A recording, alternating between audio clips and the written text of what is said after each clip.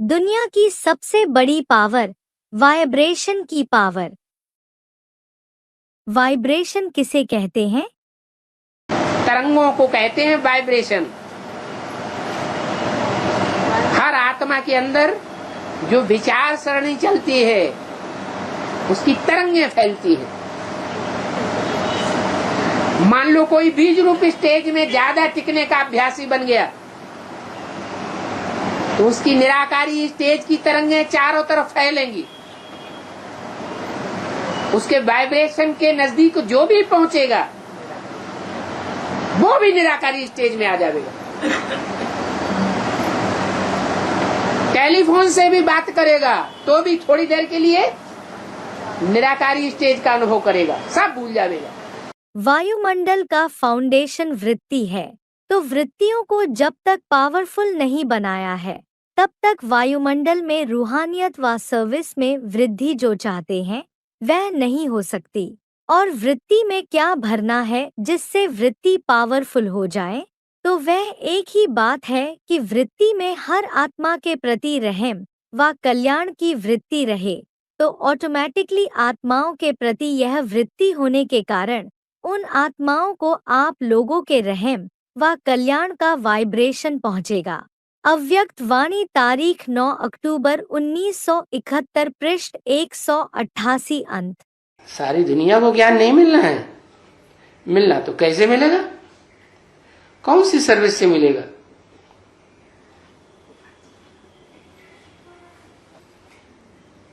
हाँ, वाइब्रेशन की सर्विस से मिलेगा। तो वाइब्रेशन तो अभी से बनाना पड़ेगा।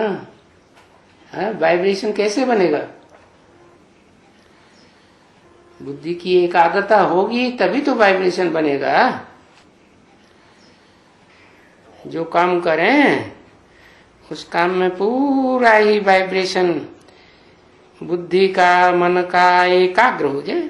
विश्व परिवर्तन में संपूर्ण कार्य की समाप्ति में संगठित रूप की एक ही वृत्ति और वाइब्रेशंस चाहिए। थोड़ी सी महान आत्माओं के व तीव्र पुरुषार्थी महारथी बच्चों की वृत्ति व वाइब्रेशंस द्वारा कहीं कहीं सफलता होती भी रहती है, लेकिन अभी अंत में सर्व ब्राह्मण आत्माओं की एक ही वृत्ति की अंगुली चाहिए, एक ही संकल्प की अंगुली चाहिए, तभी बेहद का विश्व परिवर्तन होगा। अव्यक्त वाणी तारीख 21 नवंबर 1979 पृष्ठ 36 अंत। वाइब्रेशन अर्थात देह भान का नाम नहीं। दृष्टि को मतलब के बाबा? दृष्टि कहते हैं आँखों से जो देखते हैं उसको कहते हैं दृष्टि। कहाँ जा रही है? यहाँ जा रही है, वहाँ जा रही है, वो है दृष्टि। निगाह जहाँ जहाँ जाती है उसे दृष्टि कहते हैं।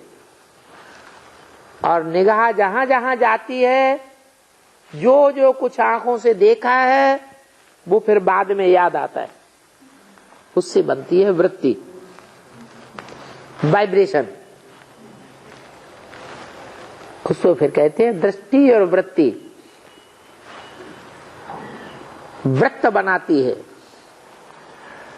जो वाइब्रेशन है वो गोल आकार जैसा बनता चला जाता है। आवाज जैसे फैलती है चारों तरफ, ऐसे वृत्ति भी फैलती है। वाइब्रेशन से आधार पर ये दुनिया तैयार होने लगी। जो 10 इंद्रियां हैं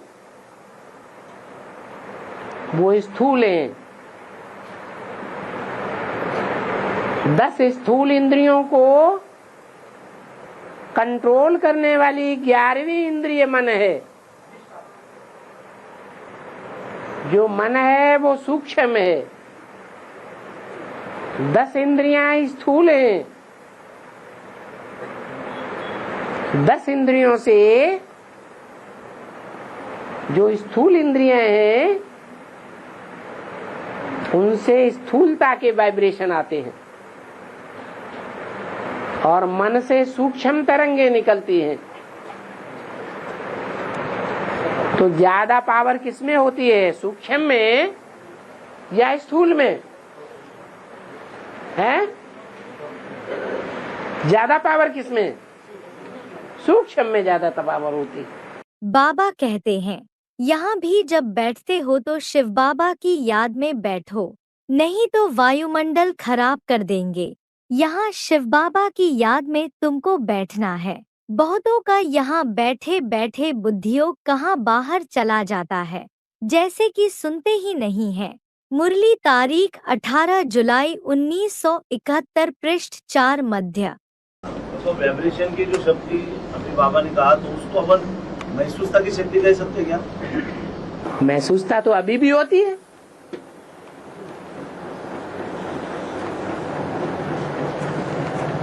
महसूसता किसको नहीं होती है? जानवरों को भी महसूसता होती है, मनुष्यों को भी महसूसता होती है, लेकिन अलग अलग प्रकार की महसूसता है।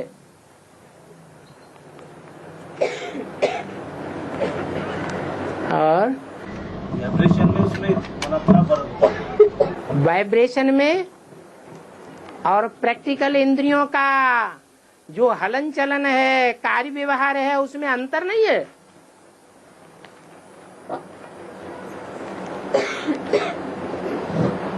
अगर अंतर का पता नहीं चल रहा है तो हम ये सोचें कि 70-72 साल हो गए इस ईश्वरीय ज्ञान को।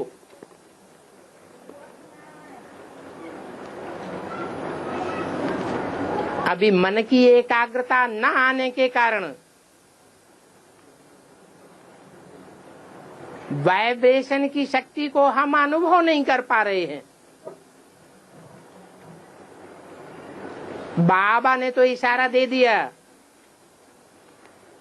अव्यक्त वाणी में भी बता दिया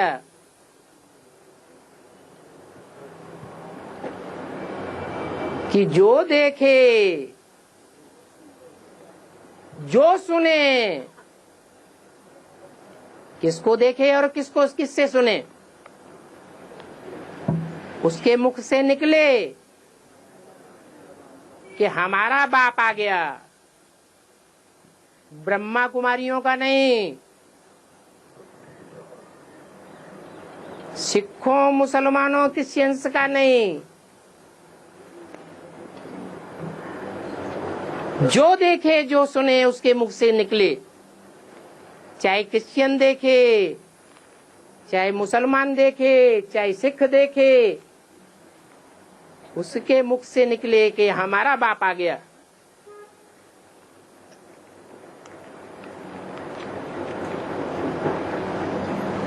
देखने वाला तो आंख से देखेगा, कान से सुनेगा, लेकिन जिसके द्वारा वो सुप्रीम सोल बाप प्रत्यक्ष होगा, उसके अंदर कौन सी शक्ति कार्य कर रही होगी कि देखने मात्र से ही किसी को अनुभव होने लगे कि हमारा बाप है।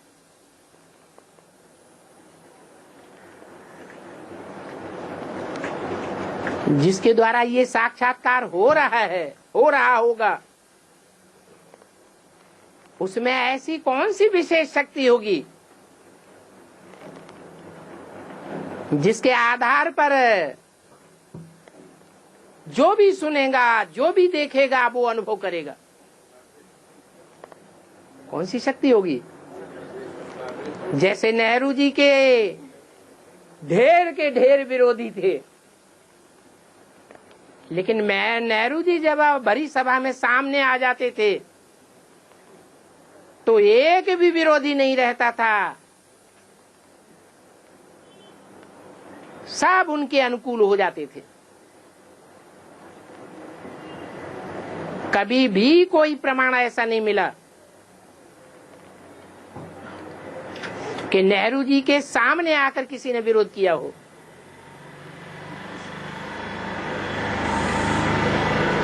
दूसरा मिसाल, विवेकानंद विदेशों में गए,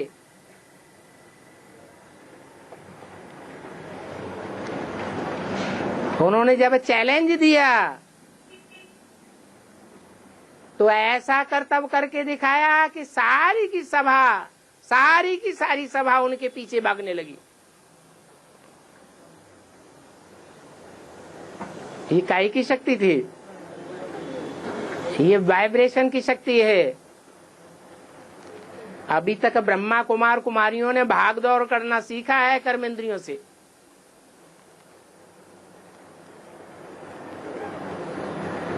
वाचा से वाणी चलाई है। वाचा पावरफुल हुई है। कर्मेंद्रियों की भाग दौड़ से प्रदर्शन अच्छा किया है। लेकिन दुनिया की कितनी परसेंटेज आत्माओं को संदेश मिला है?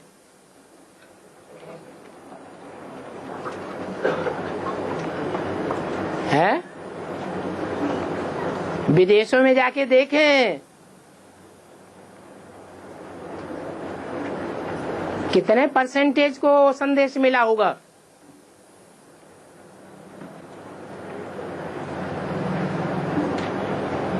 है? फिर तो ये 500-700 करोड़ की दुनिया को संदेश कैसे मिलेगा? भाग दौड़ से मिलेगा। एक एक को बैठ करके वाचा सुनाएंगे, मजमा इकट्ठा करेंगे तो संदेश मिलेगा। ये वाइब्रेशन की पावर काम करेगी। लास्ट ये अभिक्त वाणी में कहा है, ये वाइब्रेशन के लिए हर एक आत्मा निमित्त है। तो ये वाइब्रेशन के बारे में थोड़ा हर मनुष्य आत्मा का अपना अपना वाइब्रेशन होता है। जैसी जैसी जिसके अंदर सोचने विचारने की शक्ति होती है, वैसा ही वाइब्रेशन बनाता है। वाइब्रेशन कहो, वायुमंडल कहो,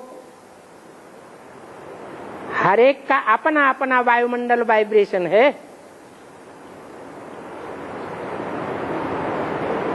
ये बुद्धि की एकाग्रता से संबंधित बात है। जितना जितना बुद्धि की एकाग्रता बढ़ती जाएगी, वाइब्रेशन या वायुमंडल प्रभावशाली बनता जाएगा। क्यों प्रभावशाली बनेगा? दुनिया वालों के मुकाबले हमारा वायुमंडल, हमारा वाइब्रेशन ज्यादा प्रभाव फैलाएगा, क्योंकि हमको एकाग्रता की शक्ति मिली हुई है। एक के आगे हमारी बुद्धि अग्रसर रहती है। वो एक दुनिया की सबसे पावरफुल आत्मा है, जिसको कहते हैं परमपिता परमात्मा।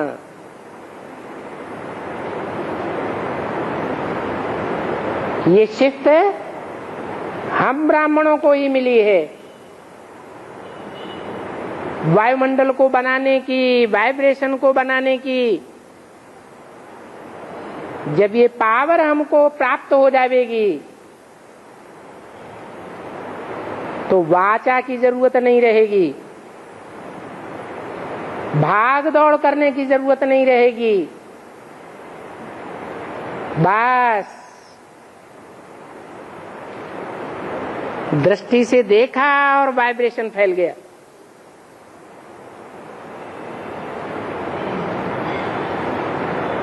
एकदम लास्ट की स्टेज में जब पहुंचेंगे तो दृष्टि से देखने मात्र की भी जरूरत नहीं रहेगी। दुनिया के एक कोने में बैठ करके दुनिया के दूसरे कोने पर वाइब्रेशन फेंक सकते हैं। जैसे अभी साइंस बेतार के तार द्वारा, वायरलेस के द्वारा दुनिया के किसी भी हिस्से में संदेश पहुंचा देता है।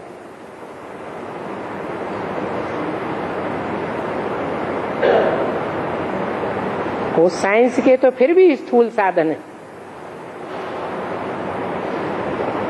हमारी आत्मा तो स्थूल नहीं है।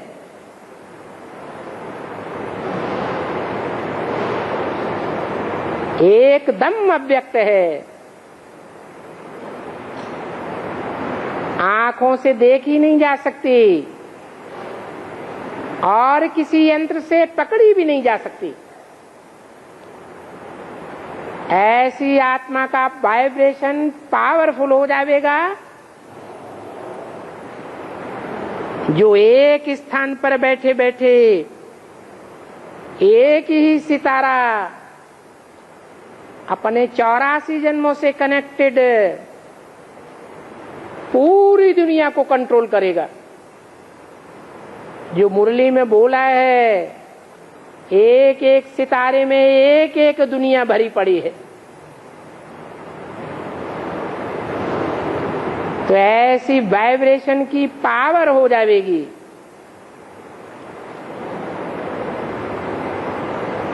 सारा वायुमंडल बंध जाएगा।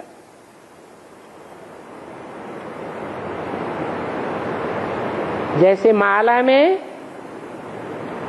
मणके बांधे जाते हैं,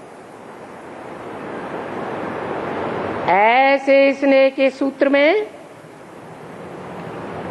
वायुमंडल में वाइब्रेशन में आत्माओं का सारा संगठन बंधा हुआ होगा। बाबा, हम वाइब्रेशन को कुछ भागों में विभक्त कर सकते हैं, मुख्यतः 3 भागों में। जैसे वाइब्रेशन को ब्राह्मणों की भाषा में 3 भागों में हम विभक्त कर सकते हैं। मनसा का वाइब्रेशन, वाचा का वाइब्रेशन और कर्मणा का वाइब्रेशन कर सकते हैं।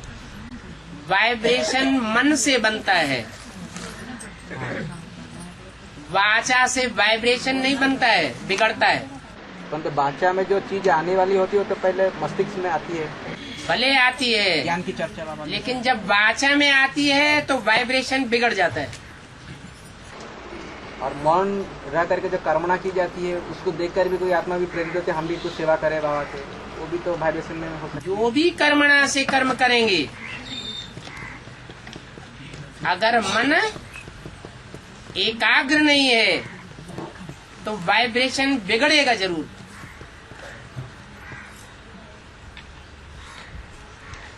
कर्मेंद्रियां नीची स्टेज वाली हैं और ज्ञानेंद्रियां ऊंची स्टेज वाली है, और उन दोनों से ऊंची स्टेज वाला है मन। वो मन की पावर से राधा कृष्ण जैसे बच्चों की पैदाइश हो सकती है। तो वाइब्रेशन से क्या नहीं हो सकता है। एक पॉइंट वहाँ पूछना था कि वाइब्रेशन से कैसे बच्चा पैदा होंगे सबके लिए, और कैसे वाइब्रेशन होगी। देह का स्मृति में नाम निशान नहीं होगा, देह की कर्मेंद्रियों का आकर्षण का नाम निशान नहीं होगा। इसलिए लक्ष्मी नारायण के चित्र में लक्ष्मी नारायण का चित्र दिखाया गया है। एक दूसरे के ऊपर आकर्षित हुए दिखाई गए हैं, पास पास भी खड़े हैं, लेकिन एक दूसरे का इंद्रियों से कोई भी आकर्षण नहीं है। और सत्युग के राधा कृष्ण का आकर्षण आंखों में। इंद्रियों में श्रेष्ठ इंद्रियां ज्ञान इंद्रिय, और ज्ञानेंद्रियों में भी श्रेष्ठ इंद्रियां आंख, और आंख के आकर्षण से वो आत्माएं अपने को परे नहीं रख पाती। इसलिए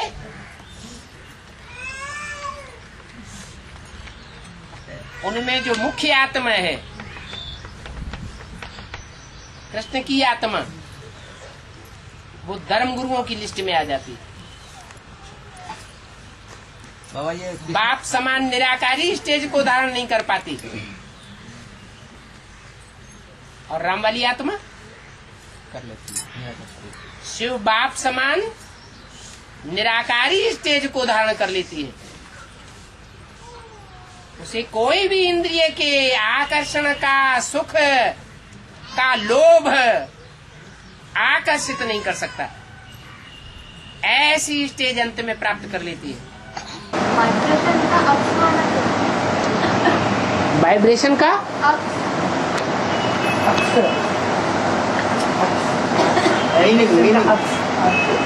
अर्थ क्या है?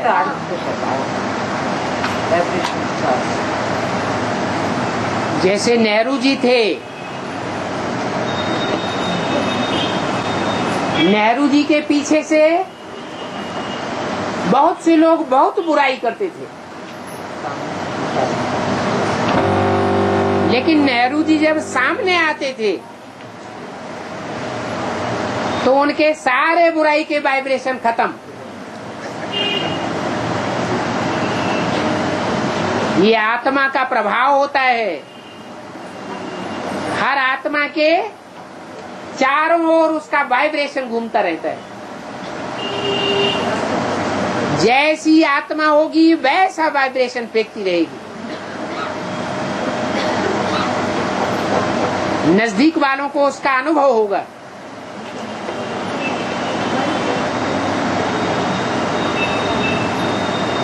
जो नजदीकी धर्म की आत्माएं होंगी उनको ज्यादा अनुभव होगा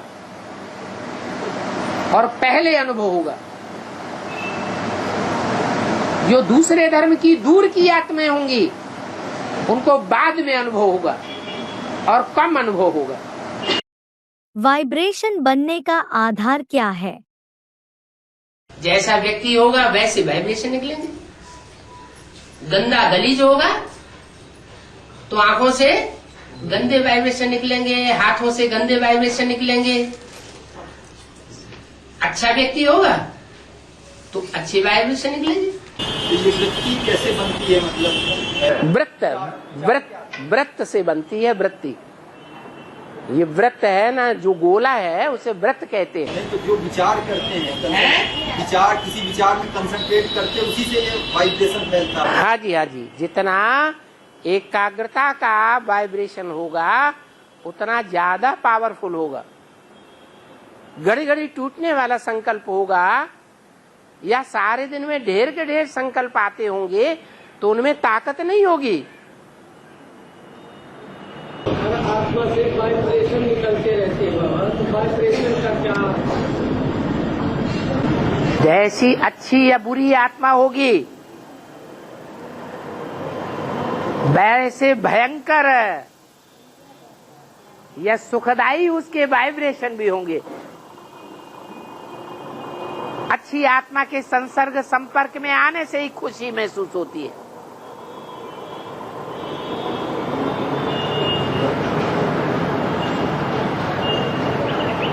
और जो अच्छे नहीं होते हैं, जन्म जन्मांतर के दुष्ट कर्म करने वाले होते हैं, उनके संसर्ग संपर्क में आने से ही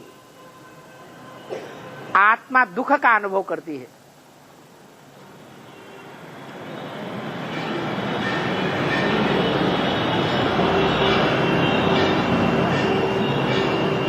जैसे बहुत से बच्चे कहते हैं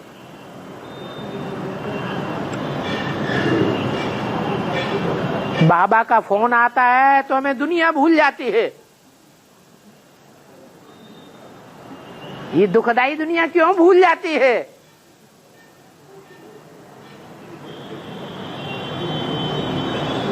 क्या कारण है? हैं?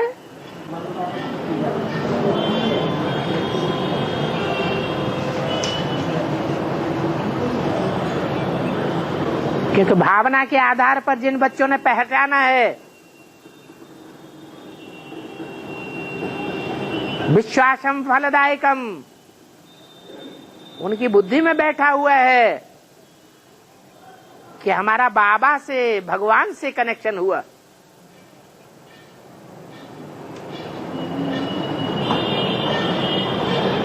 तो उनको खुशी का अनुभव होता है।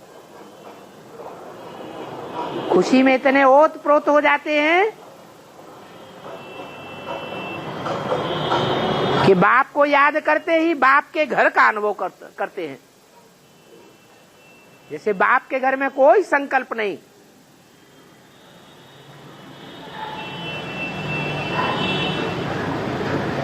संकल्पों की दुनिया ही भूल जाती है। वाइब्रेशन की ताकत। वाइब्रेशन की शक्ति से एक दूसरे को ऐसे महसूस करेंगे नजदीक, जैसे आमने सामने बात की जाती है। ऐसी योग बल की पावर हो जाएगी कि बाप का एक बच्चा भारत में हो और दूसरा बच्चा लंदन में बैठा हो, सेवा कर रहा हो। मोबाइल की जरूरत नहीं, क्या दुनियावी कोई भी साधन की जरूरत नहीं। वो साधन सब कैसे साधन है? भौतिकवादी दुनिया के साधन हैं, पंचभूतों के बने हुए साधन हैं। इस सारी दुनिया के मनुष्य मात्र पंचभूतों की शक्ति में पूरा विश्वास रख रहे। बच्चे भी काय में डूब गए है, भौतिकवादी दुनिया में डूब गए। जिस बच्चे को देखो कान में मोबाइल लगा हुआ है,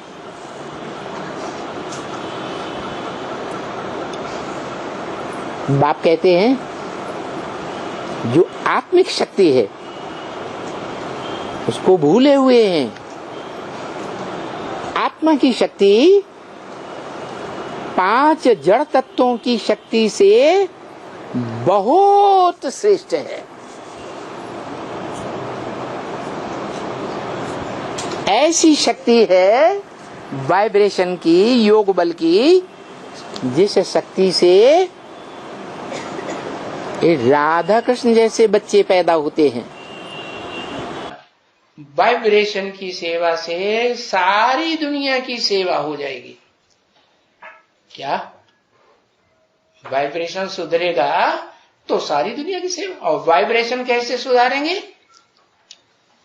है वाइब्रेशन पहले अपना सुधारेंगे कि दुनिया का सुधारेंगे? क्या करेंगे? पहले तो अपना वाइब्रेशन सुधरे।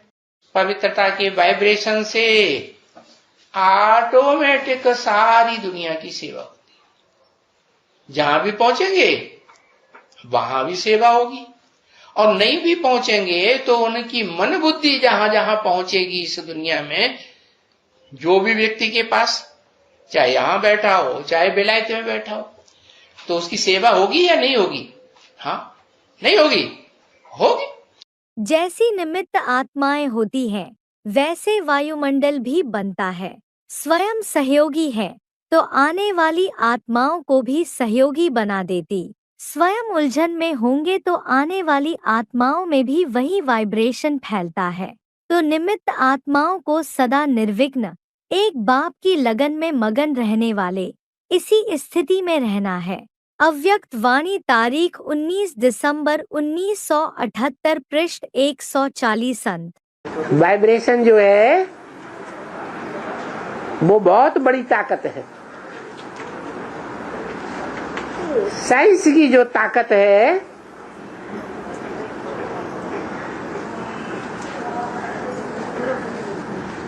ऊपर उपग्रह छोड़ा हुआ है,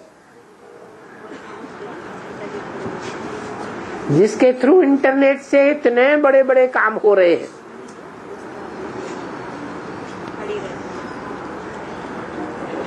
मोबाइल से धरती के एक छोर पर बैठ करके दूसरे छोर पर बैठे हुए आदमी का चेहरा देख सकते हैं। एक आदमी का नहीं, अनेकों लोगों के बीच में बैठ करके कॉन्फ्रेंस कर सकते हैं। उनकी आंखों में आंखें डाल करके देख सकते हैं। ये तो साइंस के स्थूल साधन है। साइंस के मुकाबले साइलेंस तो बड़ी भारी पावर है। बाबा ने बोला कि संगम युग में जब हमारी अंतिम स्टेज होगी तब हमारी वाइब्रेशन पावर इतनी तिखी होगी कि हम एक जगह से बैठ कर दुनिया की किसी जगह के परिवर्तन कर सकते हैं। ठीक है, योग बल में ताकत होनी चाहिए। योग बल माने मन बुद्धि का बल कि इंद्रियों का बल? मन बुद्धि तो एक सेकंड में दुनिया के किसी भी हिस्से में जा सकती है। पपैये का भी एक झाड़ मेल का होता है और एक झाड़ फीमेल का होता है।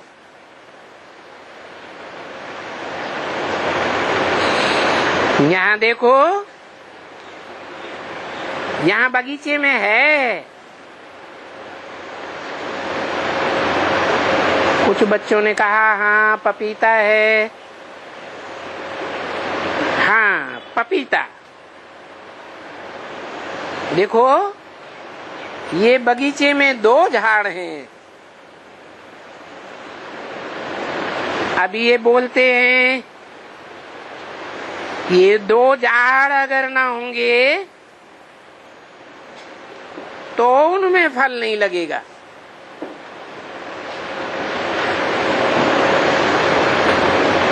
तो भला वो हो गया मेल और वो में हो गई फीमेल। तो भाई फीमेल को तो बच्चा होगा ना, तो क्या बाजू में मेल का झाड़ और ये हुआ फीमेल का झाड़? अरे बस वो बाजू में है तो उनमें बच्चे पैदा हो जाते हैं और उसमें बच्चे पैदा नहीं होते। किसी ने कहा एक नर है एक मादा है। हाँ, नर और मादी, समझा ना? भला वो कैसे होते हैं? वो बच्चा कैसे पैदा करता है? सिर्फ बाजू में खड़ा है, हस्बैंड बाजू में खड़ा है और वाइफ बाजू में खड़ी है। वो क्या है? बाजू में खड़े हैं, एक दो को देखते हैं और बच्चा पैदा हो जाते हैं। तो देखो उनमें भी वाइब्रेशन है। वाइब्रेशन की ताकत से होता है।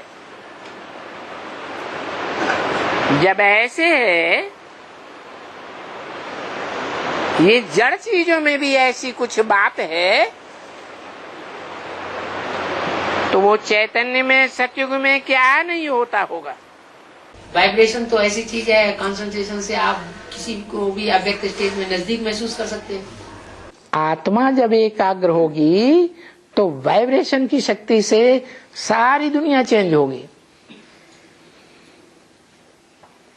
वाइब्रेशन की शक्ति से राधा कृष्ण जैसे बच्चे भी देवात्माएं पैदा होंगी।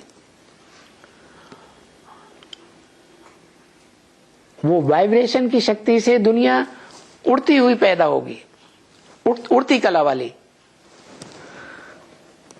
उसके बाद जो राधा कृष्ण की सृष्टि आएगी या त्रेता में क्षत्रियों की पैदाइश की प्रक्रिया होगी, वो सब उतरती कला, उतरती कला, उतरती कला। तो वो वाइब्रेशन की शक्ति हम आत्मिक स्थिति को, आत्मा को पहचान करके ही कर सकते हैं। हर सेवा केंद्र का वाइब्रेशन ऐसा हो जो सबको महसूस हो कि ये अनेक नहीं लेकिन एक है। एकता का वाइब्रेशन सारे विश्व में एक धर्म, एक राज्य स्थापना करेगा। अव्यक्त वाणी तारीख 18 जनवरी 1980 पृष्ठ 224 अंत। वाइब्रेशन का क्या महत्व है? इस प्राचीन युग से ये दुनिया पहले भी पैराडाइज बनी थी।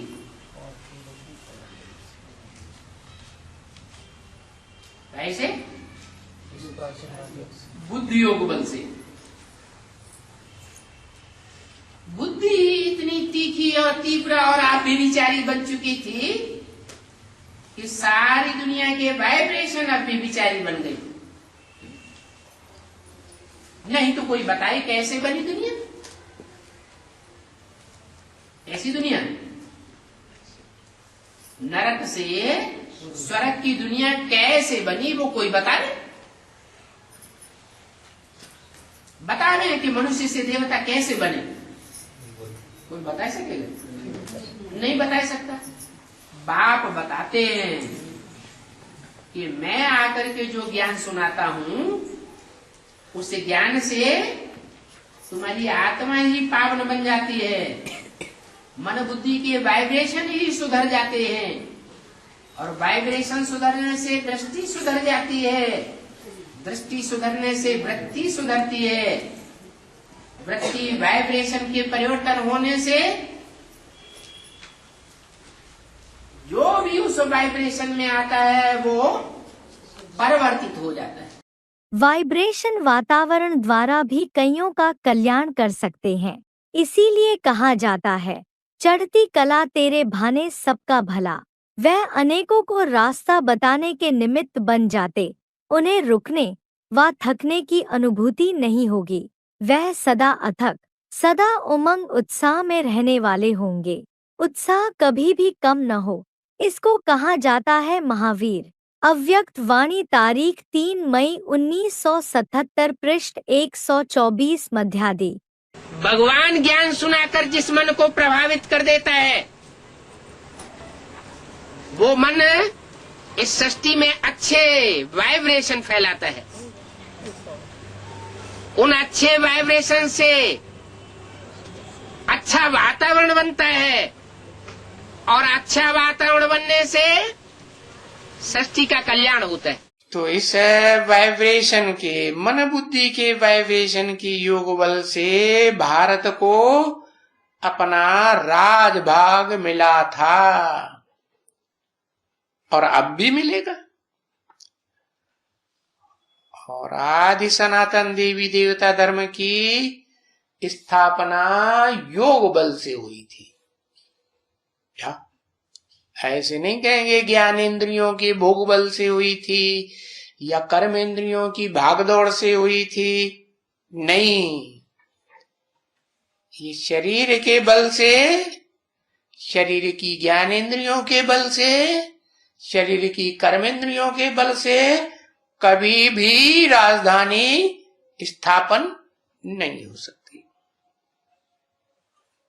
विश्व के ऊपर कोई राज्य स्थापन हो ही नहीं सकता।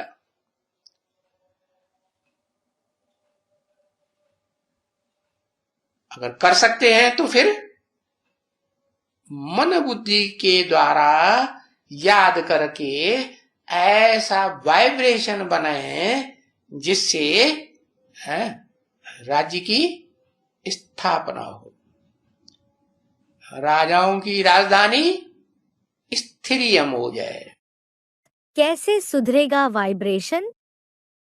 जब संकल्प सुधरेंगे तो तुम्हारी वाइब्रेशन भी सुधरेंगे, और उस वाइब्रेशन में रहने वाले जो 5 जड़ तत्व हैं वो भी तुम्हारे सुधरते जावे। याद जितनी जास्ती होती है उतना वाइब्रेशन सुधरता है, उतनी दृष्टि भी सुधरती है, और जितनी दृष्टि और वाइब्रेशन सुधरता है उतना ही जगमग जगमग हो जाती है आत्मा। दूसरों की सेवा करेंगे तो अपना ज्ञान भी रिवाइज होता रहता है। ज्ञान रिवाइज होने से वाइब्रेशन अपना अच्छा बनता है, और वाइब्रेशन जब अच्छा बनेगा तो बाप जरूर खुश होगा कि देखो ये बच्चा तो बहुत सेवादारी है। जितना हो सके साइलेंस का प्रभाव हो, रूप रेखा ही अलौकिक हो, सिंपल स्वच्छ रूहानियत व प्यूरिटी के वाइब्रेशन हों। सुनने वाली जो सहयोगी ब्राह्मण आत्माएं होती, उन्होंने भी वायुमंडल को बनाने का संकल्प हो। जैसे अगरबत्ती वायुमंडल को परिवर्तन कर देती, वैसे सब ब्राह्मण आत्माओं की वृत्ति, रहम की वृत्ति अगरबत्ती का काम करे, जो आने से ही उनको महसूस हो यह सभा कोई अलौकिक सभा है। अव्यक्त वाणी तारीख 5 फरवरी 1979 पृष्ठ 275 मध्य। पहले मन बुद्धि की सतगति होती है, फिर उसके बाद जब वाइब्रेशन सुधरते हैं, बुद्धि में वाइब्रेशन जब सुधर जाएंगे, सत्संकल्प ही आते रहेंगे, तो वाइब्रेशन सुधरने से क्या होगा, शरीर भी निरोगी कंचन काया बनेगा। जितना जितना हम ज्ञान में उच्च जावेंगे, याद में तीखे जावेंगे, हमारा आत्मा का वाइब्रेशन सुधरता जाएगा। जितना बिंदु बनते जाएंगे, चेहरा निखरता जाएगा, वाइब्रेशन सुधरता जाएगा। मन बुद्धि के वाइब्रेशन अच्छे बनेंगे या खराब बनेंगे, अच्छे होते जाएंगे, सार में समा जाएंगे। सर्चलाइट और वाइब्रेशन में क्या अंतर है? सर्चलाइट और वाइब्रेशंस का अंतर क्या है? सर्चलाइट और वाइब्रेशंस, वाइब्रेशन और वाइब्रेशन, सर्चलाइट और वाइब्रेशन है ना बाबा। सर्चलाइट, सर्च लाइट जो देते हैं, तो जैसे टार्च में से लाइट निकलती है, वो टार्च की लाइट बल्ब से कनेक्टेड है। बल्ब में जितनी पावर होगी उतनी सर्च लाइट जाएगी, और वाइब्रेशन तो चारों तरफ फैलता है। वाइब्रेशन का कंसंट्रेशन एक तरफ नहीं रहता, वो वाइब्रेशन की तरंगें चारों ओर फैलती है। ये वाइब्रेशन में और सर्च लाइट में अंतर है। और वाइब्रेशन का याद की पावर ज्यादा चलती है। वाइब्रेशन अच्छा भी होता है, वाइब्रेशन खराब भी होता है। वाइब्रेशन देना और सर्च लाइट देना दोनों की एक ही बात है ना अलग?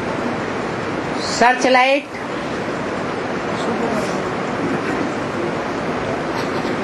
शिव बाबा की याद में दी जाती है,